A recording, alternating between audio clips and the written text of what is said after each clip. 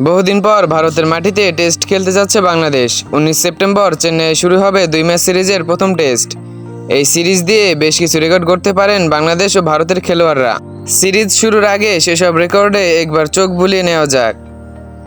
আর মাত্র 9 রান করলেই বাংলাদেশের পক্ষে 3 ফরম্যাট মিলিয়ে সর্বোচ্চ রানের মালিক হয়ে যাবেন মুশফিকুর রহিম। বর্তমানে এই তালিকায় শীর্ষে আছেন তামিম ইকবাল, তার রান 15,192। মুশফিকুর রহিমের বর্তমান রান 15,184।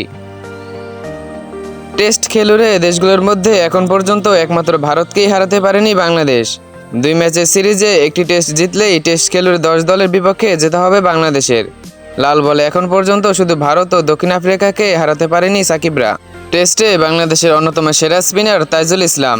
এই ফরম্যাটে 200 উইকেট আছে একমাত্র সাকিব আল হাসানের। সাকিবের পর দ্বিতীয় বাংলাদেশি হিসেবে টেস্টে 200 উইকেটের মালিক হতে স্পিনার তাইজুল ইসলামের দরকার আর মাত্র 5 উইকেট। ভারতের বিপক্ষে সেটাও হয়ে যেতে পারে।